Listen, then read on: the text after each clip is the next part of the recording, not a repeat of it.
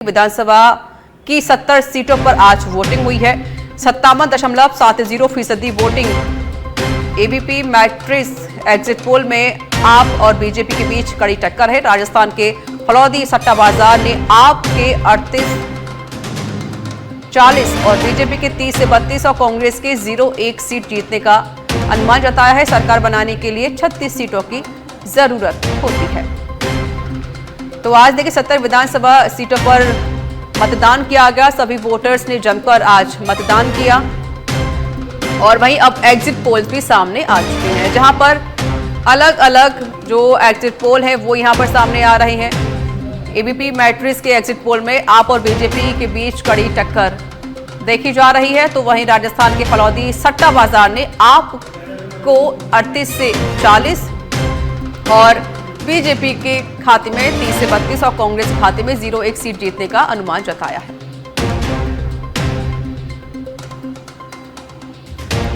जयपुर एकल पट्टा प्रकरण को लेकर बड़ी खबर आपको बता देते हैं। राज्य सरकार मामले में कराएगी नए सिरे से जांच। बता दें कि राजस्थान हाईकोर्ट में प्रार्थना पत्र पेश कर मांग की गई है। नए सिरे से जांच को लेकर प्रार्थना पत्र दायर किया गया है। हाईकोर्ट में दायर प्रार्थना पत्र में राज्य सरकार ने कहा है कि ट्रायल कोर्ट के समक्ष दायर क्लोजर रिपोर्ट अधूरी और दोषपूर्ण, जिसके आधार पर शांति धारीवाल और अन्य को बरी किया गया है।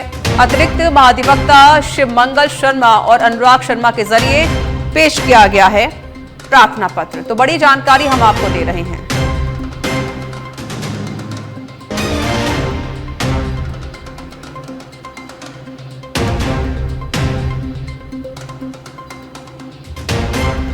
तो जयपुर एकलपट्टा प्रकरण को लेकर बड़ी जानकारी और ये बड़ी खबर आपको बता दें कि राज्य सरकार मामले में अब नए सिरे से जांच कराएगी।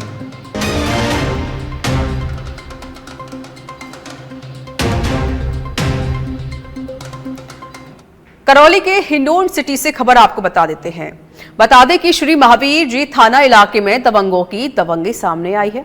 क्षेत्र के गावड़ी मीड़ा गांव में जेसीबी से तोड़ दिया एक गरीब का आशियाना। हाथ जोड़कर गिड़गिड़ाता रहा गावड़ी मीड़ा निवासी अमरलाल जाटव, लेकिन दबंगों के इशारे पर जेसीबी चालक ने रिहायशी मकान तोड़ दिया।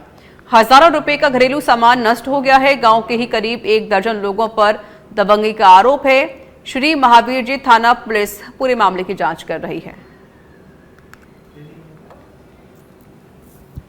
तो करौली के हिंडोन सिटी से जानकारी, जहां पर जेसीबी से एक रिहायशी घर तोड़ दिया गया। श्री महावीर जी थाना इलाके में दबंगों की दबंगई यहां पर सामने आई है, जहां पर एक गरीब का आशियाना तोड़ दिया गया। हजारों रुपए का नुकसान भी यहां पर किया गया है। सिरोही के आबू रोड से खबर है। बाइक सवार युवक पर अज्ञात लोगों ने हमला किया है। 3 लोगों ने मिलकर लाठी डंडों से युवक पर हमला किया। हमले में लक्ष्मण गरासिया गंभीर रूप से घायल हो गया। घायल का आकरा भट्टा राजकीय अस्पताल में इलाज जारी है। रिको थाना क्षेत्र के सांतपुर तालाब के पास की घटना है। ये घटना के बाद मौके पर लोगों को देख हमलावर फरार हो गए थे।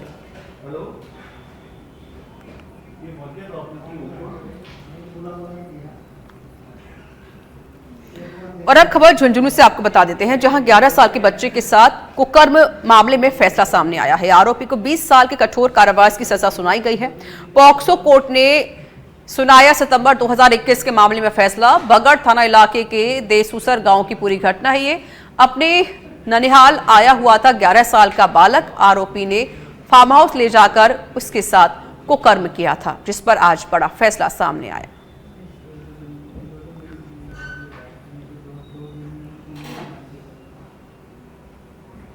आज पोक्सो एक्ट के जो न्यायालय है उसके न्यायाधीश महोदय ने एक प्रकरण था सरकार नरेंद्र कुमार उर्फ चेयरमैन, जिसमें एक नाबालिग लड़के जो 11 वर्ष 3 माह का था, उसके साथ उसने बेला फुसलाकर दुष्कर्म किया। इस घटना को लेकर पुलिस थाना बगड़ में प्रकरण दर्ज हुआ, जिसमें अभियोजन साक्ष्य में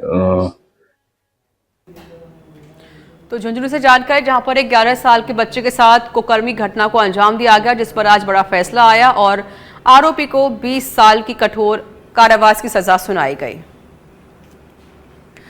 खबर जालौर से है, जहां जालौर शहर में सुंधा माता मंदिर की प्राण प्रतिष्ठा शुरू की गई। शहर में 3000 लोगों की शोभा यात्रा निकली। 201 बालिकाओं ने कलश धारण करके भाग लिया। शिव तांडव रहा लोगों के लिए आकर्षण का केंद्र। वहीं माली समाज के लोग प्रारंभिक वेशभूषा में भी नजर आए।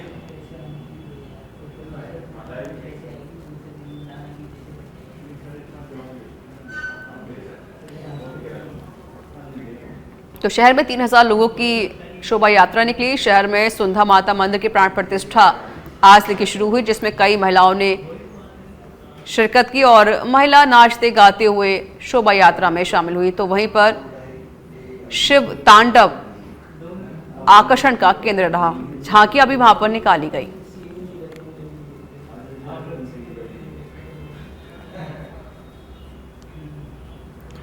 झुंझुनू के चिड़ावा से सुल्ताना जाने वाली रोड पर अर्णावता गांव में लोगों ने जाम लगा दिया, जिससे करीब पौने घंटे तक वाहन चालक फंसे रहे। बाद में चिड़ावा नायब तहसीलदार बलवीर सिंह की समझाइश और आश्वासन के बाद रास्ता खोला गया। वहीं नायब तहसीलदार ने विश्वास दिलाया है कि जल्द से जल्द समाधान करवाया जाएगा। वहीं ग्रामीणों ने कार्रवाई नहीं होने पर उग्र आंदोलन की चेतावनी दी। तो जो कंप्लेन की थी हमने उसके आधार पर 91 की कार्रवाई की है और आगे उसके कौन कौन अतिक्रमियों को चिन्हित करके जो कटान का रास्ता है वो अतिशीघ्र खोला जाएगा और रास्ता है वो कानून की प्रक्रिया के माध्यम से खोला जाएगा और जितना जल्दी हो सके वो कानून। ग्रामीणों ने रास्ता तो रोज देखो अपना रोज जाहिर करने के लिए किया है, क्योंकि रास्ता हर आदमी की जरूरत होती है और वो जाहिर भी था, लेकिन समझाइश करने पर मान गए हैं और उनको आश्वासन दिया गया है कि इस मामले में जल्दी कार्रवाई। साथ ही आश्वासन दिया है, लेकिन जितना जल्दी उसको खोला जाएगा, क्योंकि जो अतिक्रमी है उनको भी कानून के अनुसार 2 नोटिस जाने चाहिए। हम देखेंगे कि दूसरा नोटिस देने में कितनी देरी है, वो करने के बाद में आगे। तो जो कंप्लेन करौली पुलिस ने ऑपरेशन साइबर शील्ड के तहत एक बड़ी सफलता हासिल की है। पुलिस ने CAIR पोर्टल के माध्यम से खोए और चोरी हुए 140 मोबाइल फोन बरामद कर उनके वास्तविक मालिकों को सौंप दिए हैं। एसपी ब्रजेश ज्योति उपाध्याय के नेतृत्व में चलाए जा रहे इस अभियान में अब तक कुल 458 मोबाइल फोन बरामद किए जा चुके हैं, जिनकी कीमत 92 लाख रुपए से अधिक है।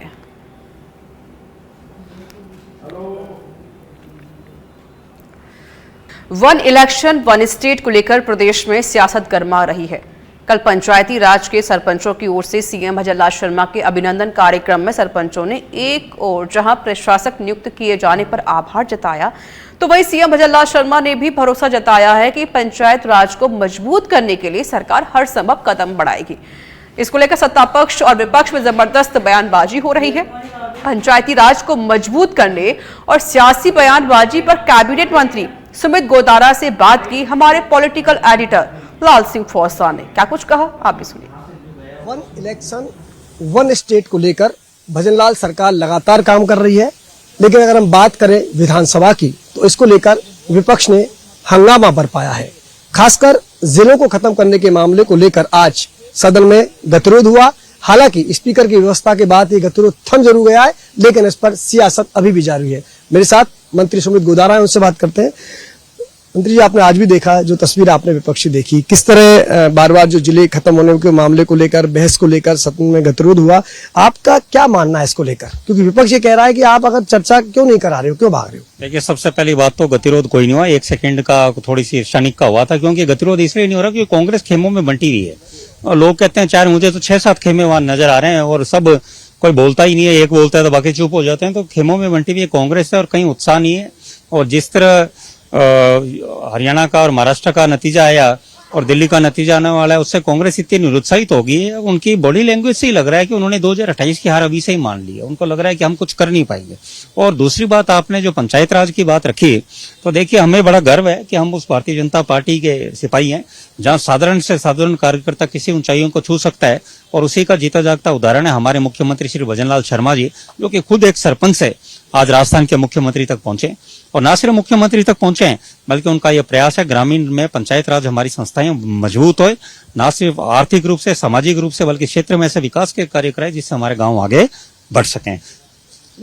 हालांकि कल मैं कार्यक्रम में था जिसमें अभिनंदन समारोह आयोजित किया, तमाम सरपंच आए थे, उन्होंने साधुवाद आपकी सरकार को दिया, मुख्यमंत्री भजनलाल शर्मा को दिया और सबसे बड़ी बात ये थी क्योंकि खुद वो सरपंच रहे हैं और इस सफर को तय करके सीएम बने। लेकिन जो वन स्टेट वन इलेक्शन के काम को लेकर जो आगे बढ़ रहे हैं, इस माध्यम से आप कैसे पंचायत राज व्यवस्था को मजबूत करोगे? देखिए, पहले भी यही होते थे। पहले भी आप ये देखिए, पंचायत राज के चुनाव सारे साथ ही होते थे। उस पर एक तो सरकार का खर्चा कम होता है और दूसरा जनता एक ही दिन में फारिग होती है और देखो उससे संस्थाएं मजबूत ही होती है। और उसमें जो राजनीति में आजकल प्रलोभन का प्रचलन चला है, उस पर भी रोक लगती है। और आप ये देखिए ना कि भारतीय जनता पार्टी ने, अब डोटासरा जी बात रखे हैं पंचायत राज संस्थाओं की, अरे डोटासरा जी, आप पिछली सरकार में कांग्रेस कार्यकाल में आपने पंचायत राज के चुनाव 3 साल तक चलाए, जो कि पहले साल में 2020 में हो जाने चाहिए थे। उसे आपने 3 साल तक चलाते रहे अनेक चरणों में, वो इसीलिए कि ताकि आपको लाभ मिल सके। पर आपने कहीं ये नहीं देखा, आपकी वजह से पंचायत राज संस्थाएं व पंचायत राज चरमा चुका आपकी वजह से, उन कार्यों की वजह से। हमारी भारतीय जनता पार्टी का आप देखिए, चाहे भैरव सिंह जी शेखावत साहब के टाइम देखिए, चाहे पंचायत राज के चुनाव हो, चाहे जिला परिषद के चुनाव हो, 1995 में चुनाव कराए गए, पंचायतों का पुनर्गठन किया गया और ऐसा ही 2015 में तत्कालीन मुख्यमंत्री श्रीमती वसुंधरा दीदी द्वारा पुनर्गठन किया गया। तो ग्रामीण पंचायत राज को उसकी एक स्टेटस मजबूत रहे, उसके लिए हमेशा भारतीय जनता पार्टी, नींव तो मजबूत है ही, साथ में उनकी रीढ़ भी मजबूत रहे, उसके लिए हमेशा भारतीय जनता पार्टी कार्य करती रही है। डोटासरा कहना है कि आप एक साथ चुनाव नहीं करा पाओगे, बल्कि आप पंचायत राज व्यवस्था को कमजोर कर रहे हो। देखिए, ये तो प्रश्न उनसे पूछोगे साहब, पंचायत राज संस्थाओं को किसने कमजोर किया? मैंने जब पूर्व में कहा 3 साल तक उन्होंने चुनाव ही नहीं कराए। जिस व्यक्ति ने चुनाव नहीं कराए वो हमसे क्या प्रश्न पूछ रहे हैं? हम तो चुनाव कराने की बात रख रहे हैं, उन्होंने तो चुनाव 3 साल तक टालते रहे। तो उससे कितना नुकसान आज हुआ उसमें आप ये देखिए। उस समय ग्राम सेवक के बदौलत न विकास के कार्य हो सके, सरकारी पैसे का सही उपयोग हो नहीं सका, कितना प्रदेश को नुकसान है उसकी आज हम कल्पना ही नहीं कर सकते। उसके जिम्मेवार कांग्रेस और डोटासरा और अशोक गहलोत उसके जिम्मेवार। राजस्थान की जनता जानना चाहती है कितनी आप इसको लेकर संकल्पबद्ध हो और कितनी आपकी तैयारी है कि वन स्टेट वन इलेक्शन के तहत पंचायत राज के चुनाव होंगे? देखिए, मैं कहूँ अभी हमारी कमेटी बनी है, उस कमेटी की रिपोर्ट आई है, उसके बाद आपके आगे बिल्कुल जरूर रखेंगे। पर ये मैं जरूर, जिस तरह से हमारे माननीय मुख्यमंत्री की कार्यशैली है कि हर कार्य को उन्होंने जिस प्रगाढ़ता से और माइक्रो मॉनिटरिंग के द्वारा किया गया है, मैं आपको विश्वास दिलाता हूँ शानदार ये कार्य होगा, जिसे राजस्थान का जो चुनाव होगा पूरे भारत उसका अनुसरण करेगा, पूरे भारत में उसका उदाहरण पेश किया जाएगा। धन्यवाद। ये थे मंत्री सुमित गोदारा, जिनका कहना है कि वन स्टेट वन इलेक्शन के लक्ष्य को लेकर भजनलाल सरकार गंभीर है।